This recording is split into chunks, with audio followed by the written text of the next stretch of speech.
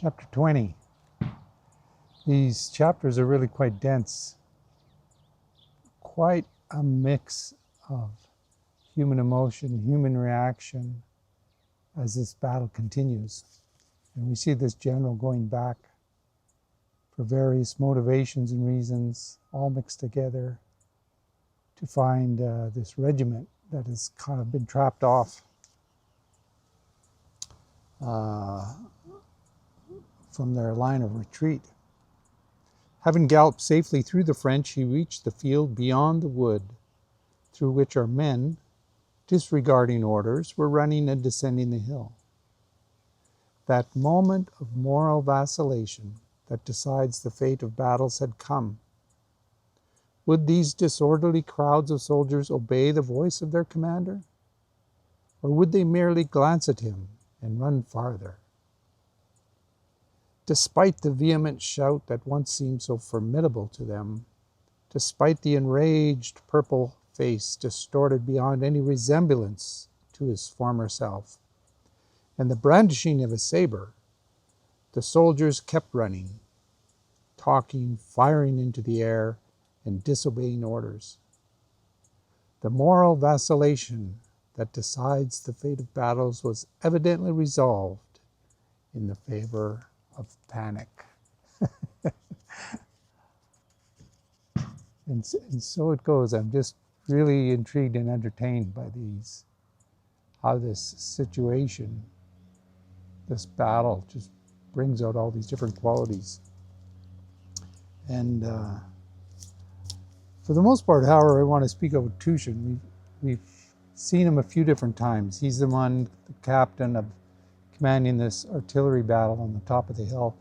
And he's been given orders to retreat, and he's not being protected by infantry whatsoever, but he just continues on. And the French themselves are confused, and they think there's a whole central Russian army there, just given the sense of how energetically and strongly defend Tushin's battery has been going. And so it's just, in Tushin we see this contrast. We just hear of these soldiers resolving their decision in the favor of panic.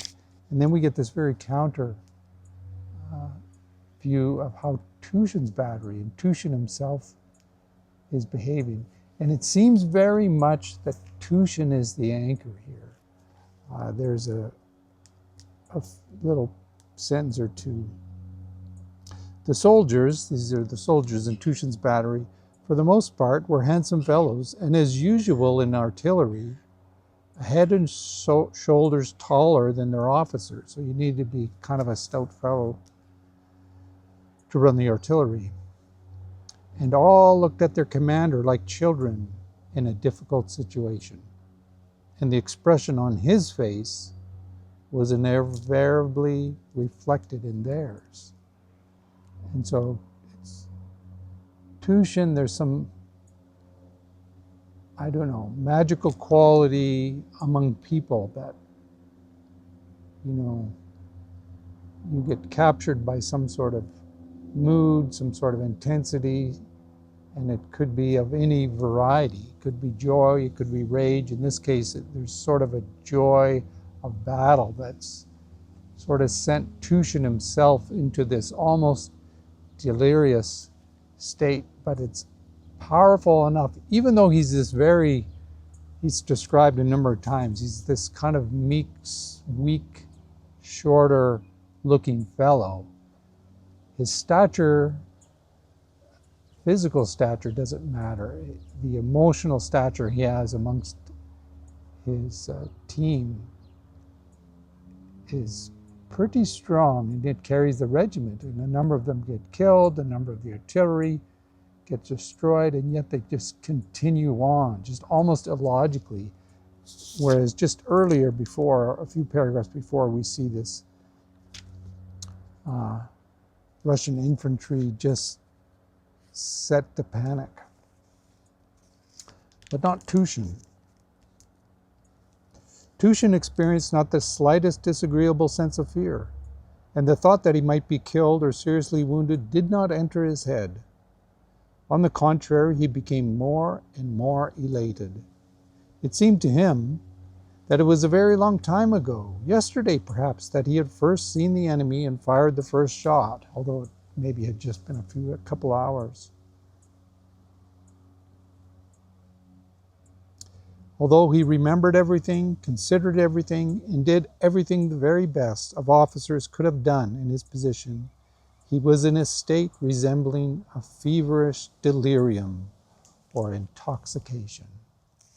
And, you know, it's interesting to me how believable that can be. I can very much believe that other group of infantry just disregarding the commands of the officer and just retreating in panic or in chaos. That's very much believable. And then just, you know, half a kilometer away, here's Tushin's battery. Just a completely different response. No less dangerous, no less precarious. And so there's a number of I just like the way it describes Tushin and his reaction here. It's kind of a very unique insight. And so then there's this one officer who comes and from Bagration to tell Tushin, like, what the hell are you doing there? Just retreat already, get away from there. And that officer comes into the battle and he's freaked out. And he barely had a chance to kind of relay the message, and he runs away. And he even shouts, "Retreat, all retreat," he shouted from a distance as he's running away. And the soldiers laughed. So in this situation, there's something else just very profound, very powerful in the soldiers' minds that doesn't at all even give them a hint of panic. And a moment later, Prince Andrei arrives. So this message is coming numerous times. And finally, Prince Andrei arrives. And I really find Prince Andrei's behavior in this situation interesting. The first thing he saw on riding into the area where Tushin's guns were stationed was the unharnessed horse with a broken leg that lay whinnying pitifully near the harnessed horses. Blood was gushing from its leg as from a spring. Several dead men lay among the limbers.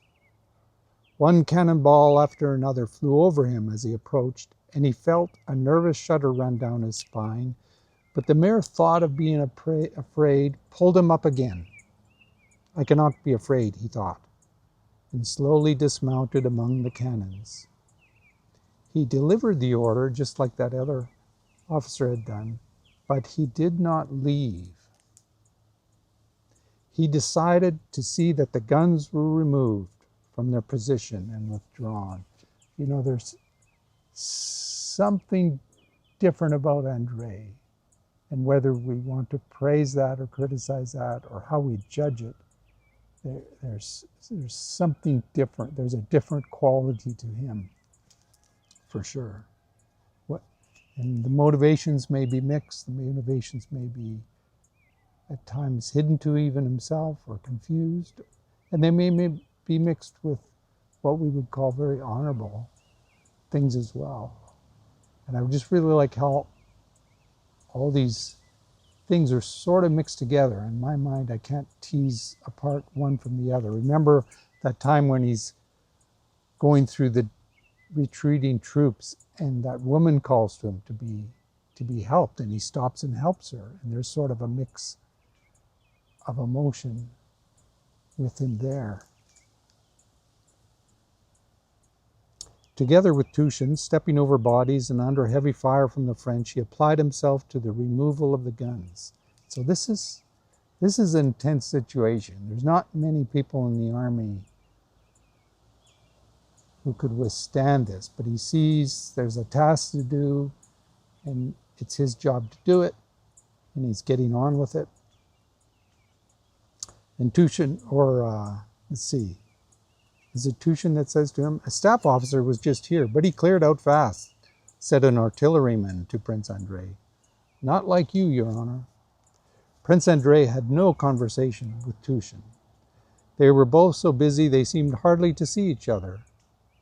When after the 2 cannons, out of the 4 that remained, had been limbered, they began moving down the hill. And then Prince Andrei went up to Tushin. "Well, till we meet again," he said, holding out his hand to Tushin. Remember, Prince Andrei overheard Tushin and fellow officers talking that time just a day earlier or earlier in the day, and was sort of admiring Tushin a little bit, his philosophizing and reflecting on life and death. And here they are, they're meeting again under this intense situation. "Well, till we meet again," he said, holding out his hand to Tushin. "Goodbye, my dear boy," said Tushin. "Dear soul, goodbye, my dear boy," he said. And for some reason, tears suddenly filled his eyes.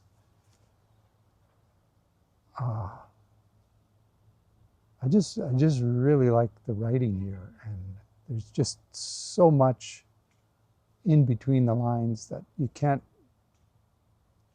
explain in words. You know, I've been in very intense situations in my life, and you refrain from trying to describe them because words themselves always fall short, and it almost feels like you're letting the experience itself down by any sort of explanation or whatnot. Yet in these words, you can just, for me,